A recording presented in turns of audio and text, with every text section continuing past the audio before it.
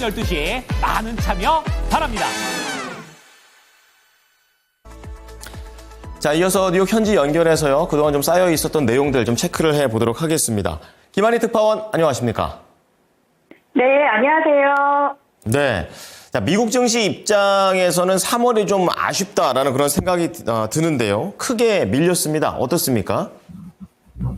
네, 뉴욕 증시 3대 지수가 일제히 급락 마감했습니다.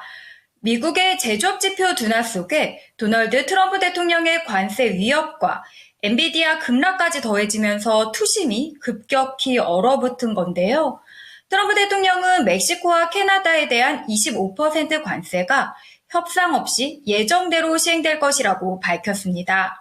뉴욕 증권거래소에서 다우존스 30 산업평균 지수는 전거래일 대비 1.48% 떨어졌고 S&P 500 지수는 1.76%, 나스닥 지수는 2.64% 하락한 채 거래를 마쳤습니다.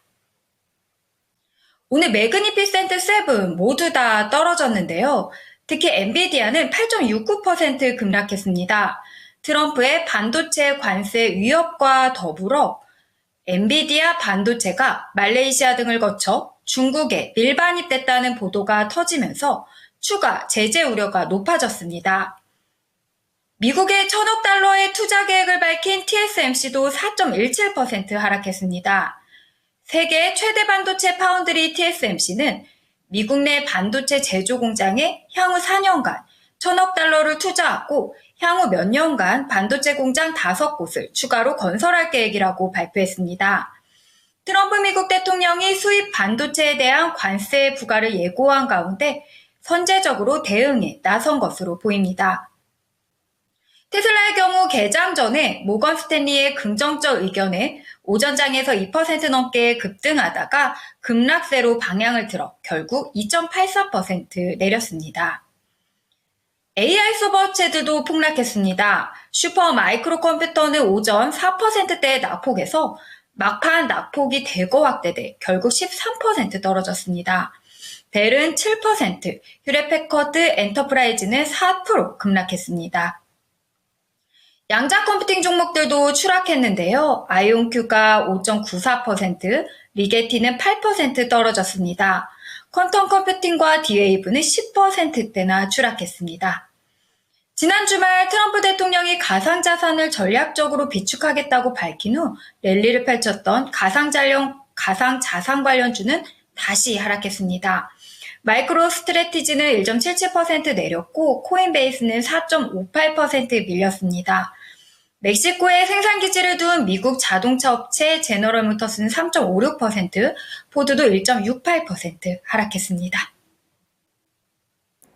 자, 그렇다면 지수가 밀렸던 이유를 조금 더 자세히 들어보고자 하는데요. 지금 그냥 관세에 대한 부분들도 계속 문제가 되고 있고 지표도 문제였습니다. 어떻게 나왔습니까? 네, 오늘 증시시장을 뒤흔든 건 역시나 관세였습니다. 트럼프 대통령이 내일부터 캐나다와 멕시코에 부과하기로 한 25%의 관세에 대해 피할 수 있는 여지는 없다고 오늘 재확인했기 때문인데요. 캐나다와 멕시코가 미국으로 유입되는 펜타닐을 억제하는 데 합의함으로써 관세를 피할 수 있을지 여부에 대한 질문에 멕시코나 캐나다에 대한 협상 여지는 없다고 언급했습니다. 시장에서는 여전히 캐나다와 멕시코가 협상에 나서면서 관세 부과를 연기할 가능성이 있다고 봤지만 트럼프 대통령이 이날 예정대로 25% 관세율을 부과할 거라고 못 박아버린 겁니다. 트럼프 대통령은 또 내일부터 중국산 제품에 10%포인트의 관세를 추가하는 안건에도 서명했습니다. 이로써 트럼프 대통령 취임 이후 중국에 대한 관세는 20%포인트가 올라가게 됐습니다. 월가에서는 그동안 트럼프 관세가 미국이 원하는 이익을 얻기 위한 협상용이라는 관측이 강했는데요. 트럼프 대통령이 실제 관세를 부과하기보다는 협상을 통해 이익을 얻고 관세 부과는 실현하지 않을 것이라는 기대감이 컸습니다.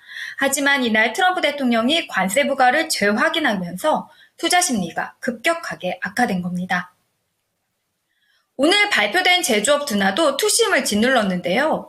미국 제조업 지표가 예상보다 부진해 경기 위축에 대한 우려를 키운 겁니다. 미국 공급관리협회는 2월 제조업 구매관리자 지수가 전월 대비 0.6포인트 하락했다고 밝혔는데 이는 시장 예상치를 밑도는 수준이고 미국의 제조업 경기가 한 달 전 대비 둔화됐다는 것을 의미합니다. 26개월 연속 숙주 국면에 머물던 미국 제조업 PMI가 지난 1월 확장 국면으로 전환한 지 한 달 만에 다시 둔화세로 접어든 건데요. 제조업 경기가 여전히 확장 국면이긴 하지만 전망치를 밑도는 등 확장세가 예상보다 느린 것으로 나타나면서 경기 후퇴 우려가 커진 겁니다. 룸바디 호디의 플로디안 EFO는 시장에서 미국의 잠재적 침체에 대한 우려가 커지고 있다면서 경계의 메시지에 귀를 기울여야 한다고 말했습니다. 투자자들은 이번 주 나올 고용지표를 주목하고 있는데요. 이번 주간은 고용주간입니다. 미 노동부는 금요일에 2월 고용보고서를 내놓습니다. 지난달 비농업 신규 고용은 15만 6천 건 늘어난 1월 수치를 상회했을 것으로 예상되는데요. 수요일에는 미국 민간노동시장 조사업체인 ADP의 2월 비농업 고용보고서가 공개되고요. 미국 연준이 신중한 금리 인하 기조를 거듭 확인한 가운데 노동시장 현황은 인플레이션과 함께 통화당국이 주시하는 주요 경제 지표입니다. 같은 날에는 연준의 경기 동향 보고서인 베이지북도 나옵니다. 한번 국제유가는 급락하면서 지난 주말에 이어 이틀을 내리 떨어졌는데요. 석유 수출국 기구 플러스가 4월부터 증산하기로 결정하면서 유가가 급락했습니다. 오펙 플러스는 성명에서 4월 1일부터 회원국들이 점진적으로 산유량 제한을 완화해 하루 220만 배럴 자발적 감산을 서서히 끝내기로 했다고 밝혔습니다. 이에 4월부터는 하루에 13만 8천 배럴이 증산될 계획입니다. 트럼프의 관세 정책이 미국 경제를 하강으로 돌려세우고 있다는 우려 속에서 증산 소식까지 겹치며 유가가 하락한 겁니다. 이제 내일 일정 살펴보겠습니다.